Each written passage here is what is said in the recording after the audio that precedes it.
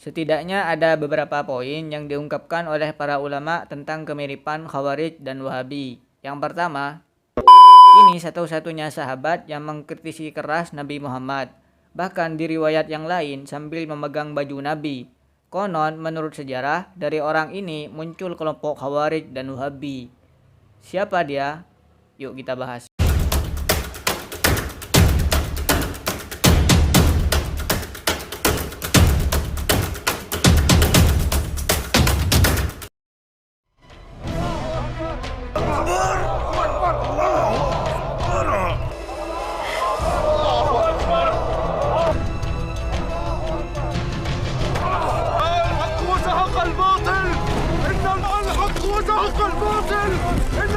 Setelah kaum muslimin berhasil menaklukkan kota Mekah tanpa peperangan, tepatnya pada 8 Hijriah yang dikenal dengan peristiwa Fathu Makkah, kaum muslimin langsung dikejutkan oleh kabar bahwa Bani Hawazin dan Bani Thaqif akan menyerang Nabi Muhammad dan para sahabatnya.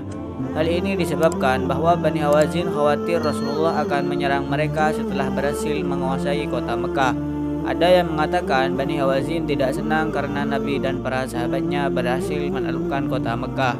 Mendengar kabar itu, Rasulullah pun berangkat menuju Bani Hawazin dengan membawa pasukan yang cukup banyak. Ibnu Ishaq mengatakan bahwa jumlah kaum muslimin kala itu berjumlah 12.000, dengan 10.000 orang dari kalangan Ansor dan 2.000 orang dari penduduk Mekah yang baru masuk Islam. Maka sampailah di suatu lembah yang bernama Hunain, sehingga perang ini dinamakan Perang Hunain. Kaum musyrikin pada Perang Hunain keluar dengan istri-istri mereka, harta-harta mereka, serta unta-unta mereka. Tujuannya untuk memberikan semangat kepada kaum musyrikin saat pertempuran. Betul saja, kaum muslimin hampir mengalami kekalahan sebab terlalu bangga dengan jumlah pasukannya yang banyak, sehingga kaum muslimin pada waktu itu cerai-berai mundur dari medan pertempuran. Saat kegentingan yang menimpa pada kaum muslimin, maka Allah menurunkan pertolongannya dengan para tentara-tentara malaikat. Kata sahabat ketika itu, seakan-akan ada kabut hitam yang turun menghantam orang-orang kafir. Sehingga tidak lama, kaum musyrikin mundur dari peperangan dan kaum muslimin menang dalam peperangan Hunain. Setelah peperangan, Rasulullah dan para sahabatnya banyak mendapatkan ghanimah harta rampasan. Ketika pembagian ghanimah, Rasulullah memprioritaskan harta rampasan itu kepada al-mu'allafun, orang-orang Mekah yang baru masuk Islam. Tujuannya jelas untuk memperkokoh keimanan mereka kepada Allah dan keyakinan mereka terhadap agama Islam. Namun keputusan Nabi dinilai kurang adil oleh salah satu sahabat yang munafik, sehingga dia berani membantah Nabi dengan mengatakan, "Wahai Rasulullah, berlakulah adil engkau." Mendengar itu, Rasulullah sangat marah dan menjawab, "Celakalah engkau, siapa lagi yang adil jika aku tidak adil? Sungguh engkau telah sia-sia dan rugi jika aku tidak adil." Maka Sayyidina Umar menghunuskan pedangnya meminta izin untuk menebas leher orang munafik ini, akan tetapi dilarang oleh Nabi. Nabi tidak ingin orang kafir mendengar bahwa Muhammad telah membunuh sahabatnya. Rasulullah memprediksikan bahwa akan keluar dari orang munafik ini kelompok yang menganggap remeh solat kalian dibanding solat mereka, puasa kalian dibanding puasa mereka. Mereka membaca Al-Quran tidak sampai kepada kerongkongannya. Mereka keluar dari Islam sebagaimana anak panah keluar dari busurnya.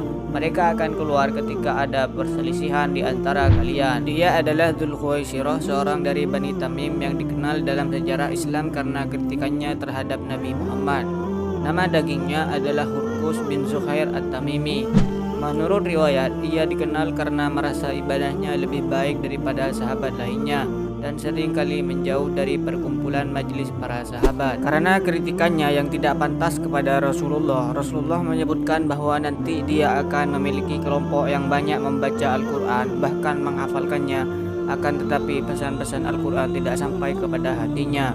Mereka mudah menyalahkan ibadah-ibadah kaum muslimin, bahkan mengkafirkannya. Mereka akan keluar ketika ada konflik di antara kalian. Kelompok inilah yang dikenal oleh sejarah dengan kelompok Khawarij. Ketika perang Siffin yang terjadi antara Sayyidina Ali dan Muawiyah, mereka keluar dari barisan Sayyidina Ali karena menganggap kelompok Sayyidina Ali telah keluar dari agama Islam sebab menerima suluh perdamaian dari Muawiyah, yang mana menurut Khawarij kelompok Muawiyah wajib diperangi karena berontak atas kepemimpinan yang sah. Tidak bisa dipungkiri bahwa Dzul Khuwaisirah At-Tamimi cikal bakal munculnya Khawarij dan Muhammad bin Abdul Wahhab At-Tamimi, pendiri kelompok Wahabi, mempunyai kemiripan.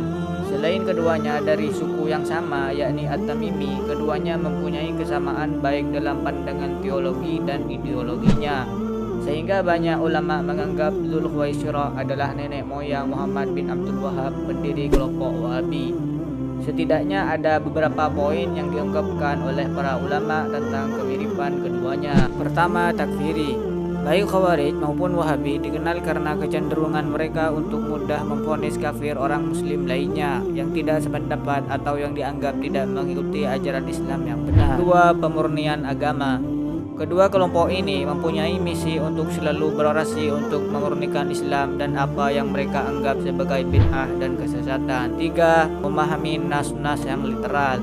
Keduanya cenderung mengikuti penafsiran yang sangat literal terhadap teks-teks agama, sehingga seringkali mereka terjebak pada pemahaman tajsim dan tasbih. Keempat, kelompok radikal yang mengatasnamakan agama. Keduanya mempunyai pemahaman yang ekstrim terhadap agama. Mereka tidak ragu menganggap orang yang tidak sejalan dengan ajarannya halal darahnya, sebagaimana yang dilakukan oleh Khawarij terhadap pembunuhan Sayyidina Utsman dan pengikut Muhammad bin Abdul Wahhab pada penduduk Najd Saudi. Dari poin-poin di atas, para ulama menganggap kelompok Wahabi adalah Khawarij modern.